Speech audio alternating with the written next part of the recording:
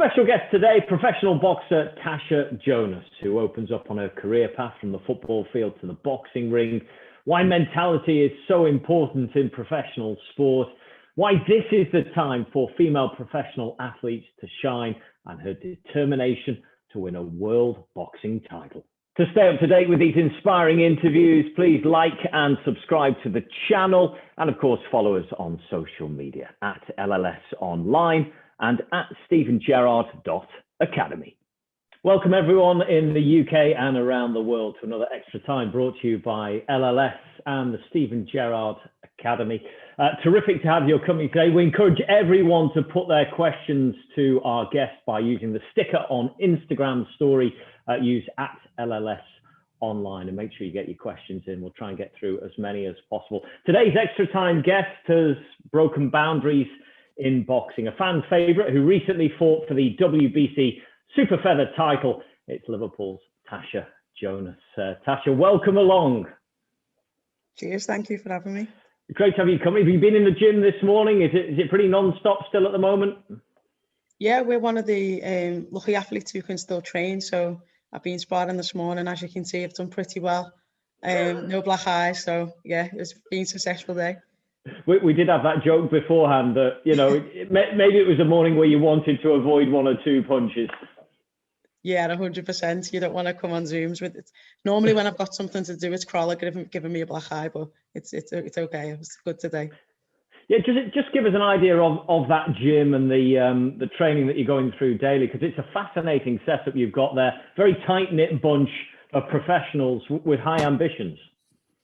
Yeah, a lot of us come from, you know, the elite amateur background, you know, and when you're training with, you know, Team GB or England or whatever, you're coming from a club environment where you're training with people alongside you, and now that's transferred over into our gym. You know, we don't train individually, we still train like a club. Joe likes to keep us all in the gym, whether we've got a date or not. We call it ticking over, but you know, you're an athlete and your job is to stay half in shape for, you know, at any time you can get given a call up, especially in times like this now when anyone can, you know, fail a COVID test or get injured or whatever. And there's so few little dates that everyone's trying to jump on them. But, you know, I'm surrounded by, you know, some of the Britain's best boxers: Stephen Smith, Liam Smith, Callum Smith, Callum Johnson, Anthony Crawler, Jose Burton, Paul Butler, Alex. You know, the list, Sam Hyde, the list's endless. So it's a remarkable environment you're in, isn't it? Look, your career path is absolutely fascinating. So I thought we'd take a bit of a chronological look at how you got to where you are now. And of course, you recently fought for a world title. We'll get to that a little bit later on. But it certainly wasn't a scenario of being brought up with a silver spoon, was it, in Toxteth? So what shaped Natasha Jonas? My mum was a young mum. She had me when she was 15. And, you know, I'm that old that I was from the times just after the riots. So there was a lot of unemployment, you know, a lot of unrest in the city. And it was a change in time. And, you know, to me, Toxteth's just home. And as I say, mum was a young mum. We lived with me nan. I had a couple of two older boy cousins I had to live with us, and wherever they went and whatever they did, they had to take me, and I did whatever they did. So naturally, you kind of just fall into the sports that boys do. You know, riding your bike, and football was our main one. And when I started playing football with the lads, obviously I was the girl, and they were like, I was the last one picked. Within a year, you know, I was probably better than my two boy cousins, but they'll never admit that. So yeah, and football was the initial love for you, wasn't it? Yeah, no, football, I absolutely love playing football. Got to quite a high level, got a scholarship to America and so on. And yeah, it was when you get to a certain stage, and I've done so many different sports, you know, growing up and through school. I was quite good on the track, long jump and hurdles, and all school sports, to be honest. But then you get to kind of a level where you have to choose, and it was football that I chose. I'm really interested to know what element of your upbringing gave you the focus to achieve in sport? Because it's not just yourself, is it? It's your sister as well, Nikita Paris, who's obviously had a terrific footballing career with Everton, Man City, and Lyon as well. So where did the focus come from within the family? Our family is very competitive. Whatever you do, like to beat an adult in our family, you have to beat them. It's none of this let the kids win. That doesn't run in our family. So, you know, you're always striving to try and be better. And we wasn't allowed to just sit around the house. There was, you know, where we're from, it's quite well known that there's 2 Jonases born every year. So we've got a huge family, and a lot of us lived in my nan's when we were younger, and we couldn't just sit in the house because we'd do our heading. So, you know, we'd have to go out and we'd have to be active, and that kind of played a role in us. From that, I just loved being out and doing stuff, and that's what got me into all the different sports, and eventually the sport found me. But I think, you know, my mum's and my parents' mentality was just to be active, and you know, I will find a sport, and that's what happened. Yeah, you obviously had a hunger for it as well. There was probably a crucial moment when you take your exams, wasn't there? Maybe your GCSEs, or were they GCSEs? I don't know. At that point, you're deciding what to do. Just give people an idea. There's a lot of people on here between 16 and 18, you know, looking for those signposts in life. Was it just something obvious to do? You always knew that sporting path was open to yourself?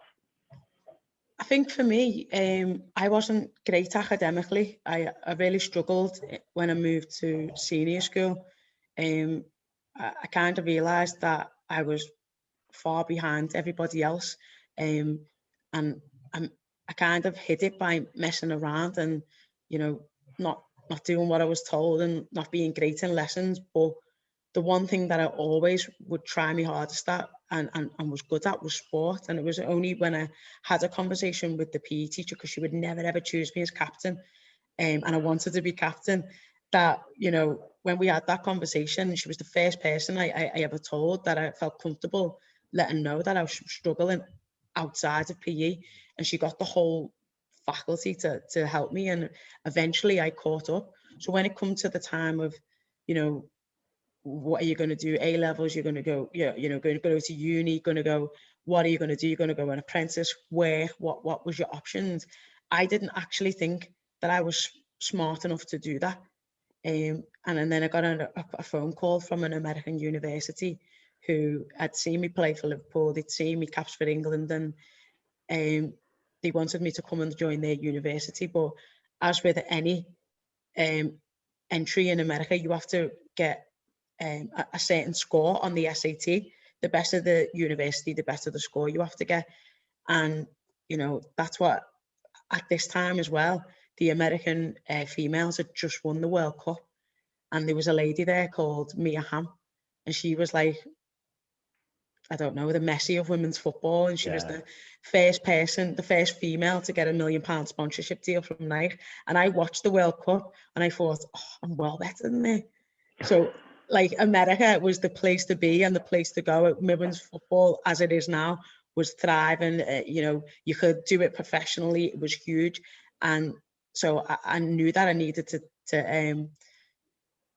to get there, and I knew that I needed to take that exam and do that, and that gave me the drive, knowing that I could be a professional and I could pursue it, to go and take the exam. And, you know, it took me twice, but I passed it in the end, and off I went to play. And I would encourage anyone, if you get them opportunities, to take them. Yeah, plenty of people on here perhaps thinking about placements in different countries, experiencing different lifestyles and, you know, different opportunities within sport. But these are big moments in your life. Yeah, it was huge. I was a kid from Toxteth that barely been on holiday. So, you know, and I was even though we are a huge family, we are very, very close. So, you know, my dream was so big that I was prepared to step out my comfort zone and be away from my family to achieve something bigger. You know, my nan was telling everyone in the bingo about how I was going to be this, you know, £1 million football player. And so I was dead happy that they were all proud. And I was the first person in my family to ever go to university as well. So, you know, that was another big milestone and lots have been since me, but you know, it was like an honor among our family. I was like, yeah, but I'm the first. Nothing better than your nan shouting the odds about you, is there? When you had to make that transition then to boxing, what was the critical point that made you understand that actually you weren't going to be Mia Hamm and you weren't going to be this multi-million-pound footballer, but actually there was another sport that had your name written on it? Yeah, it was a freak accident. I got a bad tackle in football while I was away on my scholarship, and you know, we're talking 18 years ago. It was snapped my intercruciate ligament on one side and torn it on the other. Now you're probably out for 8 months or 6 months rehab, and then you're back playing. But then it was career ending, and that's what they told me it was. So at 20, I came home, and then, you know, people don't realise how social sport is. You know, I'd lost a whole group of friends because I was no longer involved in the football scene because of the injury I had, and like I had this like Forrest Gump brace on. I couldn't do any sport for a year. That like really affected me mentally, and obviously physically. I put on a lot of weight, because I wasn't being active, and mentally, my drive had gone to do anything. I had 7 jobs in 1 year because I just couldn't pull myself together to do anything. Eventually, I was like, right, something needs to change, and like my brace had come off, and I thought, right, I'm going to go to my uncle's gym. You know, my uncle's just got a karate gym. It's got like free weights. I've run a machine and, you know, a bag, and you should just go there, hit it, go home. And there was a lady there who kind of used to watch over the gym for him. And she was like, what are you doing here? Why are you always training by yourself? And I was like, oh, I'm just trying to lose a bit of weight, get back into something, you know, get a bit of confidence back. And she was like, wouldn't you think about boxing? And I kind of looked at her and I was like, not really. I don't really fancy getting punched in the face, but it didn't say that. I was just like, oh yeah, you know, maybe. She was like, I've just started, you know, women's only night at the local club. You should come along. It's better than training by yourself. And I put it off and put it off and put it off for ages. And eventually I was just like, you know what? Just to shut this woman up, I'm going to go. So then the next time when she asked me, I'll be like, look, I didn't like it. I'm not going back. That's it. And I went. And that was 16 years ago. And I'm still here now. Never ever stopped. Unbelievable, isn't it? Those sort of crossroad moments that take you in a certain way. That career, that boxing path started in 2005. Within 5 years in those amateur circles, you'd made quite an impact, hadn't you?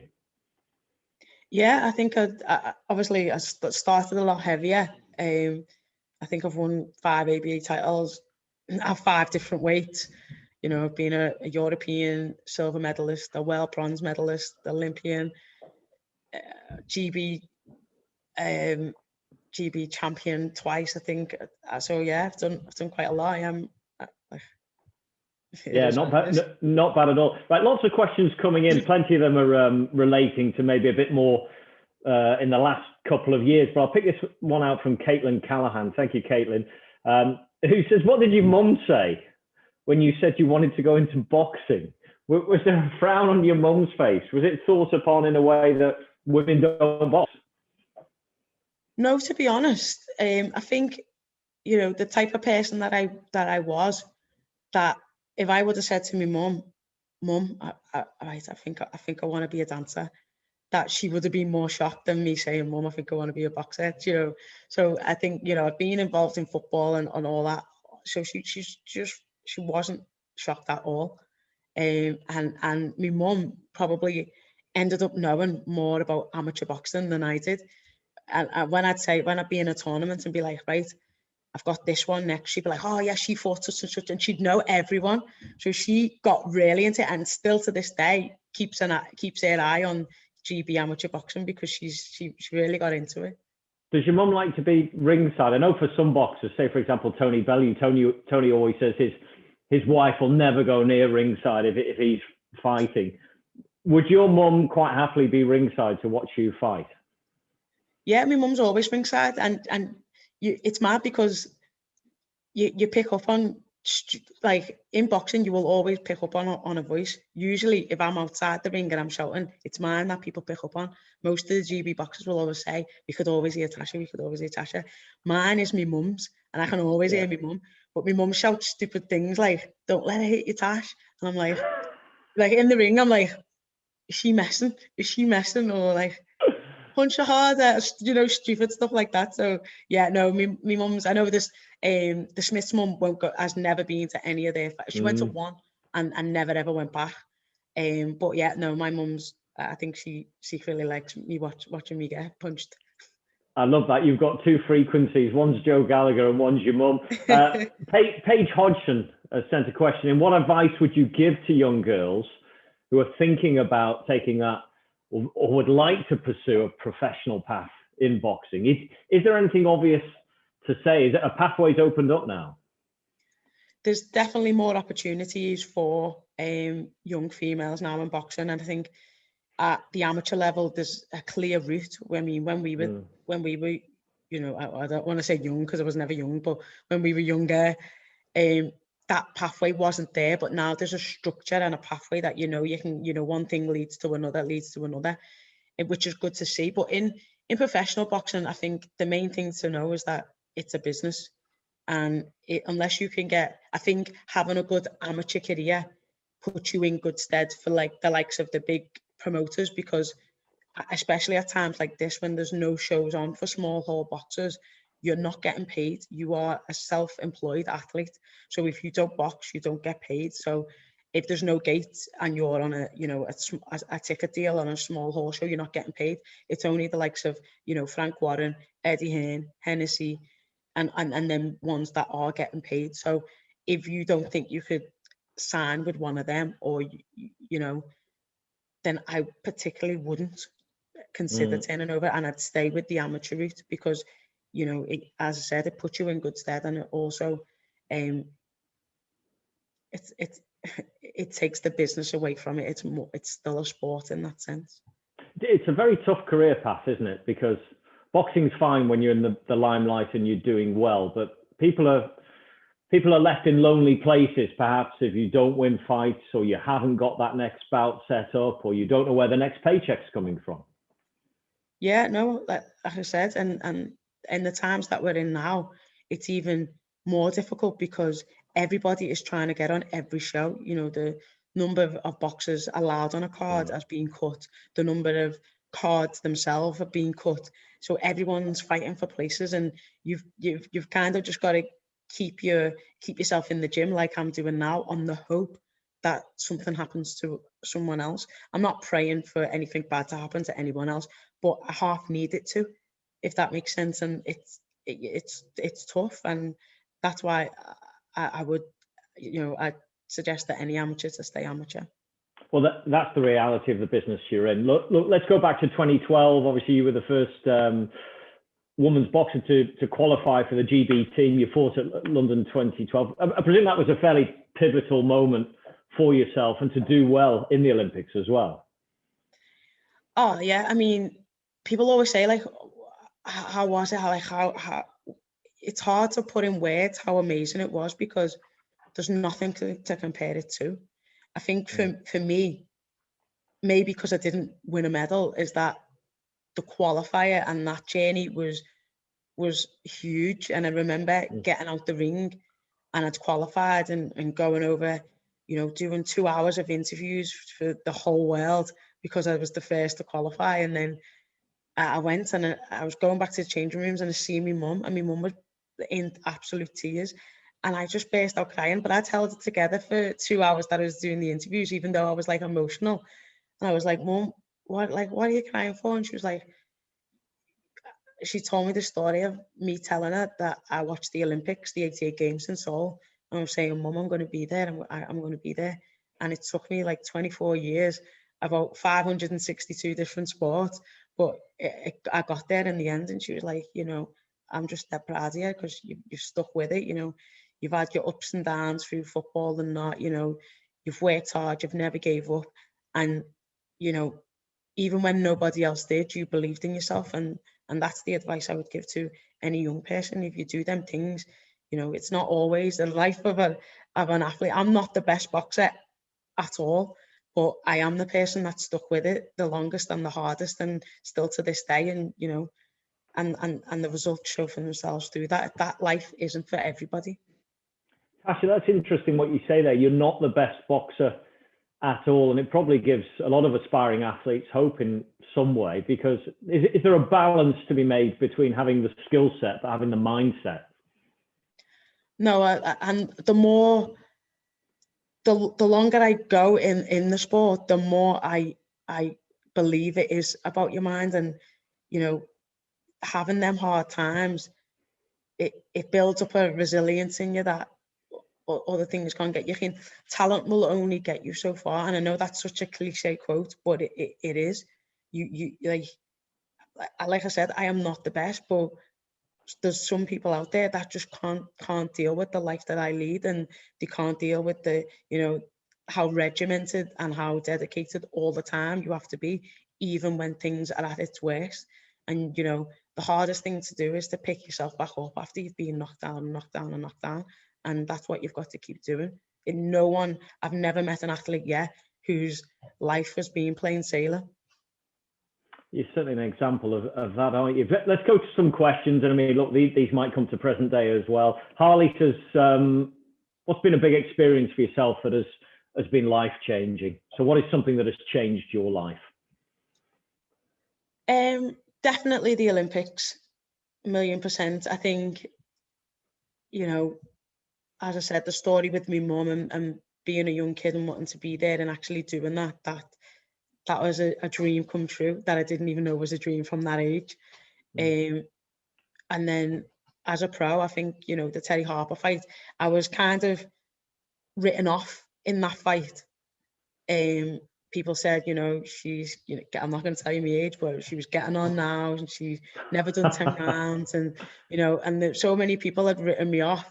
And again, I went away, I worked on myself, I worked on my mind, and, you know, I proved all them people wrong. And that was now I am established myself at world level in professional boxing, which has always been the goal, to get a world title. And then obviously the most important, all these boxing things are amazing and the thing, but the title that is the most, you know, dear to me is mum.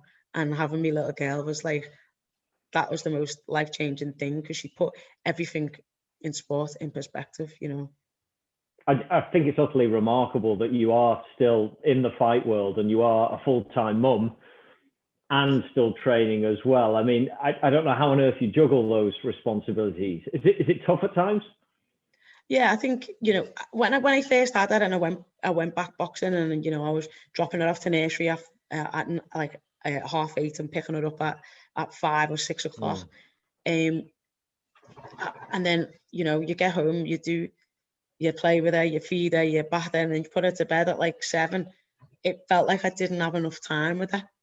But when I was speaking to all other mums, all other new mums, they were saying the same thing. So it wasn't anything different that a working mum would experience. I just felt it because obviously I was her mum. And then, you know, with lockdown, obviously the schools closed, and then she had to come. We didn't want to bubble with me nan at the time because we obviously didn't want to get me nan sick. So she came to every single session with me during the Harper camp, and she has never been that involved in any other camp before, and it did make it special. We were skipping together. She'd give me my water in between spars. Joe would say, "Go, Mila." So Mila would run, and then she'd go, "Go, mum," and then I'd run after her. And she had a in her mind, she knows what mum does. She's seen it on the telly, and she kind of half gets it. But she when we done that camp, she knew, and she got it. She got that. That's mum's work. And yeah, it was just that special because she was so much involved. And the way you talk suggests to me that you'd probably be quite happy, quite comfortable if she went into the fight world.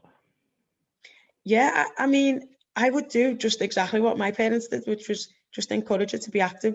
To be totally honest, she has no interest of me boxing. She comes to the gym, you know, she counts the lads' reps and like a noise crawler, I think.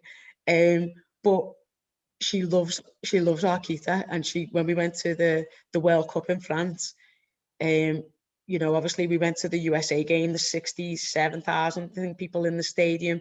She was allowed to make as much noise as she wanted, and someone gave her the like thing for the drum, and she was like, "Mum, can I do it? Can I do it?" I was like, "Go on then, babe." And she was, she had a whale of a time. When we got home, or when we left the stadium, she was like, "Mum, I want to be a footballer like Auntie Keita." So now she's in the local football team, and you know, they're only 5, so they don't play games or matches, but they're just learning skills, and she really enjoys that. We've got a goal in the garden set up, so you know, I'm playing goalkeeper every other night. Well, just to repeat, your sister's Nikita Paris, so she plays for Lyon, phenomenal football team. Her pathway has been really interesting as well. How do you sort of assess them if you look at them side by side, knowing that she's made those professional strides within football and what you've had to do in boxing? Like, sometimes people not compare us, but like, I don't want to take any credit for anything she's done, because she's done it all off her own back, and you know, that's credit to her. We like, obviously we started in the same game, but she's gone surpassed, even though I'll never admit that, surpassed anything better than I've ever done. But it's nice that, you know, the situations that we both, you know, go through and being in, that we can relate to each other regardless. Because, you know, there's tough times when, you know, she missed a few penalties in the World Cup. And, you know, there's times where, you know, I've lost on the biggest stages in the world. So I'm just like, don't worry about it, kid. And we can have that conversation. And it's not just, you know, your mum putting her arm around, just saying, yeah, you know, babe, don't worry about it. As an athlete, we can relate to each other. So it's nice that we've got that between two sisters. How lows are the low in professional sports? You mentioned they're missing a penalty. You've only had one professional defeat, 11 professional fights, but one defeat. So I'm presuming that is your low, is it? How do you sort of get back up from there? What's the mentality and mindset around it all? It's tough. And the loss against Obanov, I think because of the style of the loss as well, that it really, really hurt. It hurt me ego more than anything. It hurt me pride. And I did debate whether I did have it. And again, it was one of them, you know, going away and learning about yourself and evolving, and you have to just basically dust it off. It's that simple. If you concentrate on the bad, it will never get any better. So you've got to say, okay, that's been and gone, and now I've got to move on. Maybe what did I do wrong? Let's progress from there. But you can't just keep focusing on it, and you have to develop yourself to be better mentally more than physically. Yeah, perhaps most professional athletes need those moments, even though they wouldn't want them. Yeah, I learned, like, you know, for them 9 fights before Obanov, I was doing the same mistakes as I did in Obanov, but because I was winning, you don't really ever think it's bad, because you're like, oh yeah, I won. It doesn't really matter. So it was only after Obanov that I was like, no, I needed to correct that from the start. And then we went back and did that. And as I say, mentally, I made myself better. And once your mind's with you, you can do anything you want. Your body can do anything it wants if your mind tells it it can. Let's go to some more questions, Tasha. Obviously, women's boxing's come a hell of a long way, particularly in the past few years. You know, it has TV coverage. Millions watched yourself, of course, recently against Terry Harper. We'll talk about that fight in a second. There's the backers there. There's the interest as well. Lauren says, but how did you put up with the bad stereotypes of females in sport?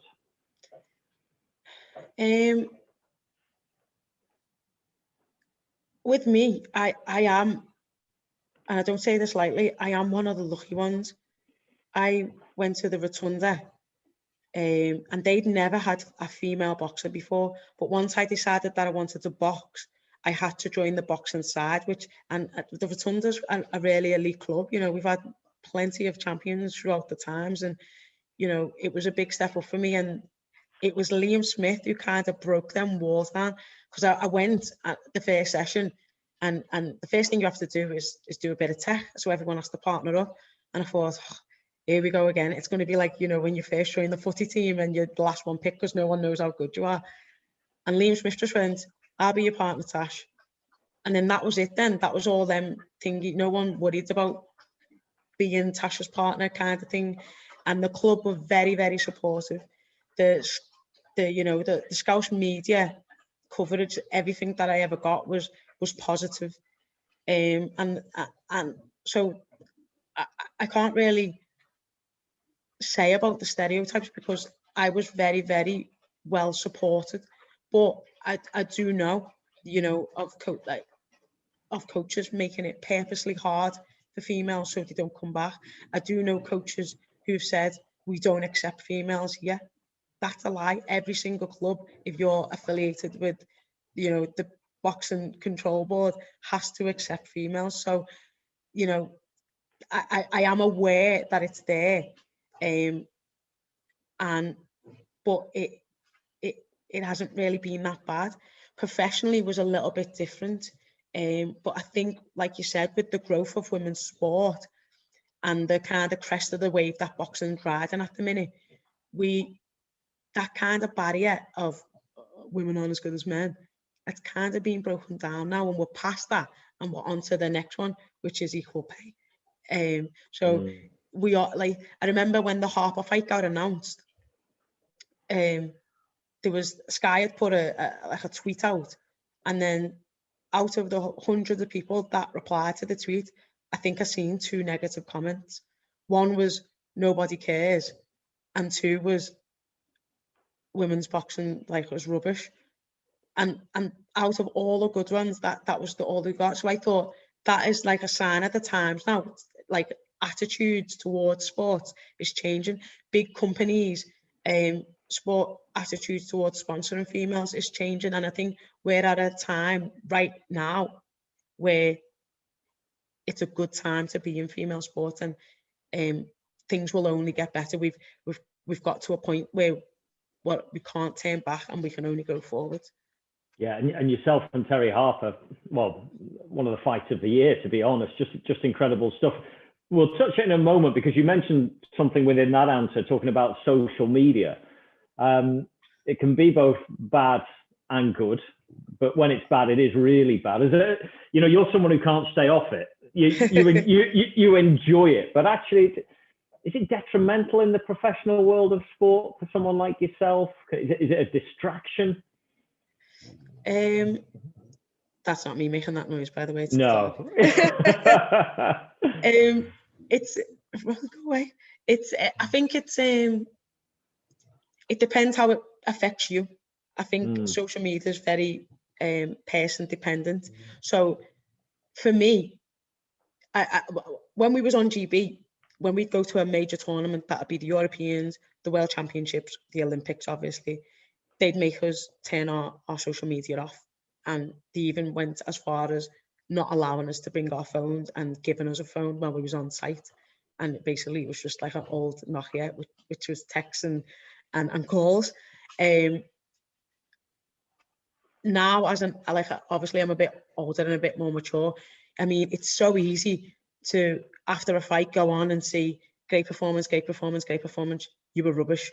And you'll focus on that, you were rubbish, more than the great performance.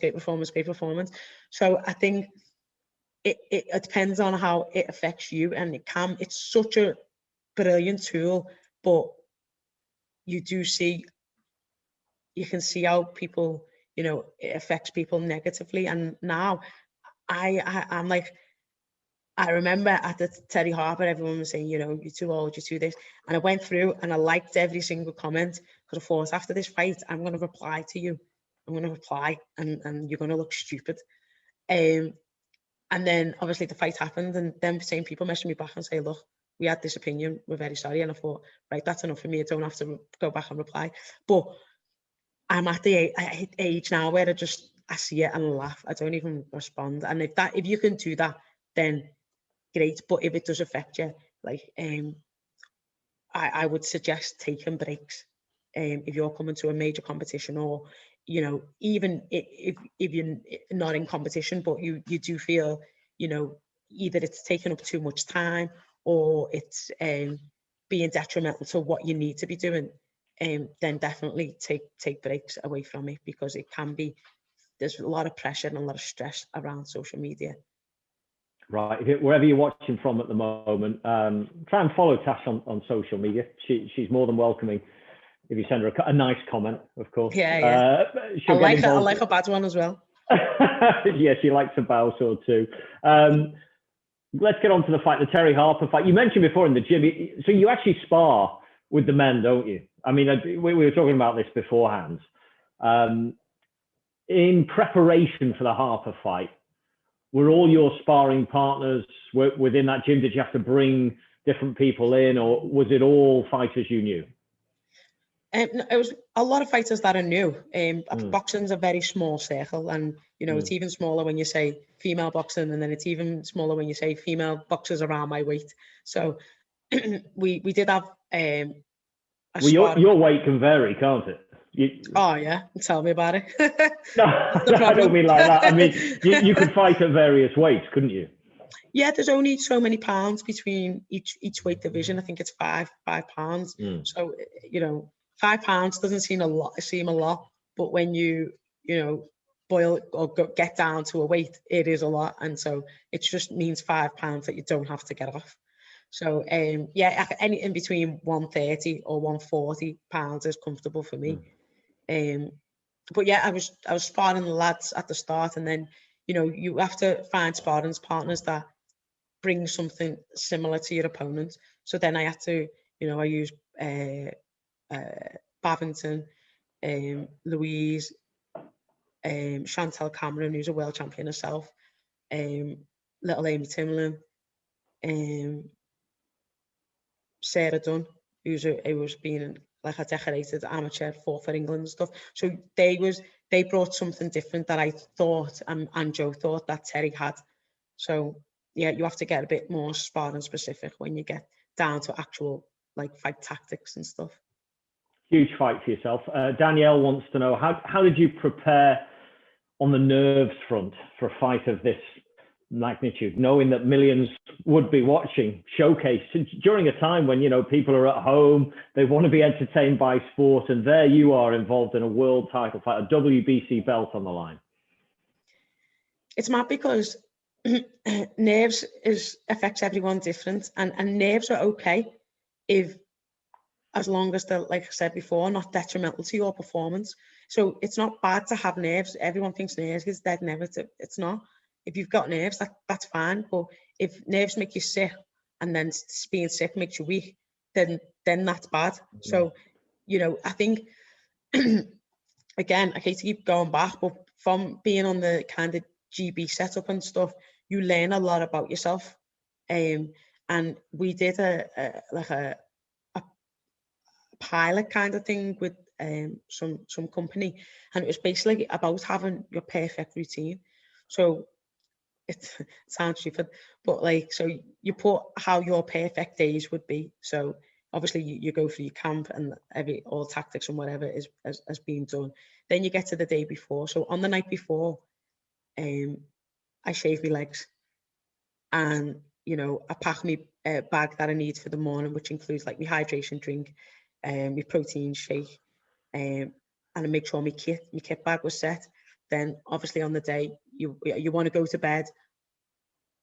I know that I'll lose a pound in the night oversleep, so I want to go to bed a pound over my weight, so that I know in the morning when I wake up I don't have to do anything. So that's perfect. So then on the day you go and weigh in, you drink your drinks, you go and have a little snooze, depending on what time you're boxing. What do I do in the changing room? I like to listen to my music. And these are things that your coaches should know as well, so they know what my plan is. I don't like it to be too silent in the room, and basically you just like what you do an hour before, what you do 10 minutes before, what do you say to yourself if you're walking in, what do you say, what's the last thing you say to yourself before the bell goes. And if you can get that, nothing ever goes 100% to plan, but if you can get that plan in your mind and let your coaches know what that plan is, then you're halfway there. It's just trying to keep yourself focused on not necessarily trying to control the things that you can, basically, instead of trying to control the things that you can't. I can't control the judges scoring. I can't control the crowd noise, but I control the things that I can. you couldn't control the scoring in the Harper fight. You probably thought you'd won it at the end. Incredible display from both of you. A lot of respect between the pair of you. Is that almost the worst moment in sport when you're waiting for a judge to deliver that verdict?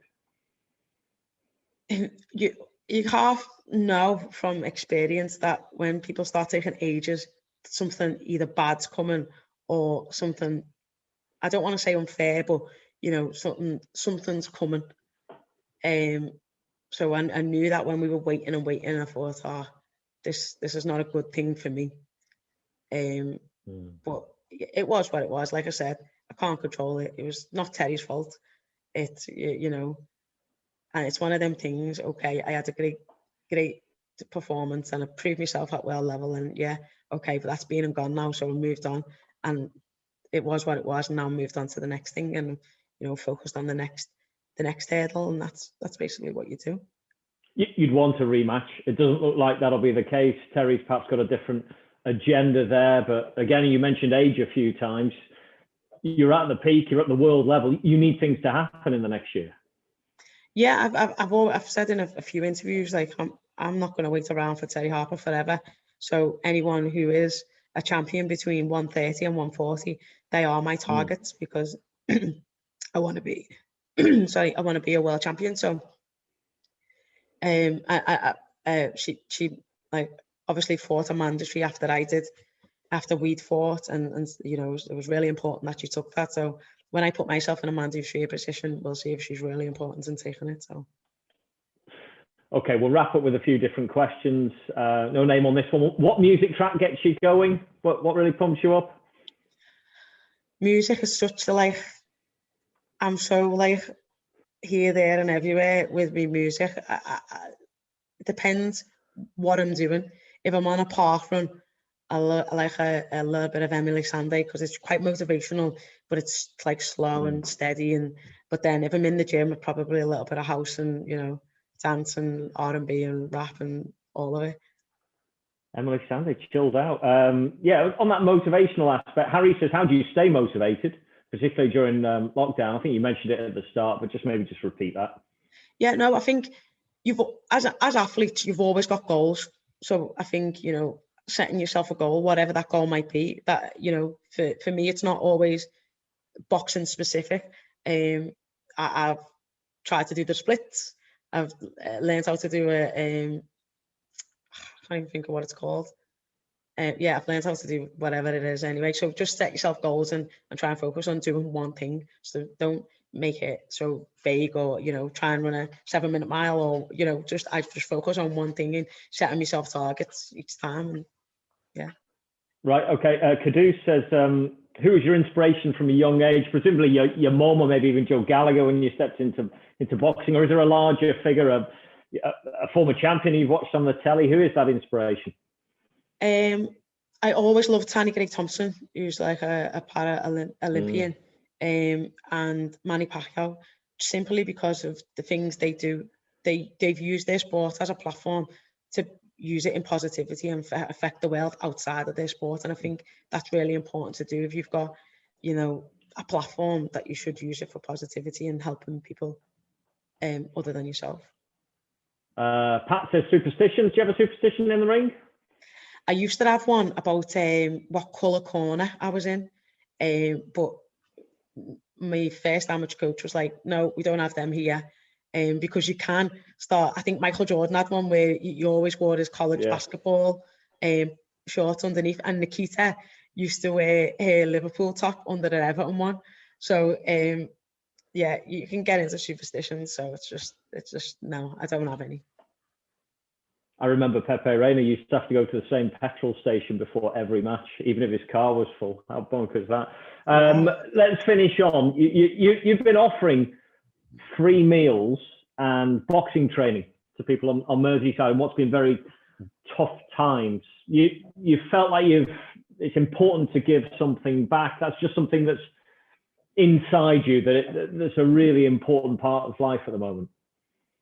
Yeah, I think at the time when we done that was the half term, and people had protested about getting the gyms open. Now we're a family that are heavily dependent on the gym industry. You know, my uncle owns a gym, my cousin and my brother's a PTs, one's got his own food prep nutrition company. So we are a family that are heavily centered around the gym, and people stood with us to get the gyms open.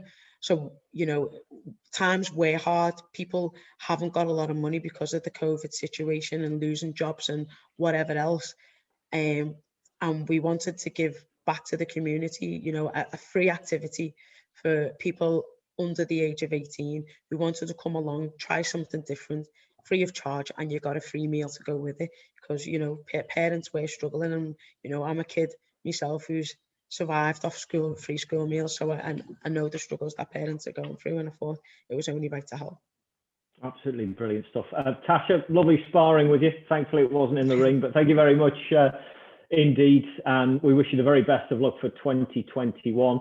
For anyone out there watching, if you'd like to join us again for more of the guest speakers that are on the way, please follow at LLS Online, or at stephengerrard.academy. That's at stephengerrard.academy, and turn on your post notifications so you'll find out more information as and when it comes. Both LLS and Stephen Gerrard Academy have places available for September 2021. So if you've not yet applied, just drop a message to the team and I'll get back to you on that front. Hope you've enjoyed this extra time with the brilliant Natasha Jonas. Thank you very much, Tasha. Cheers, thank you. Good luck. Next time.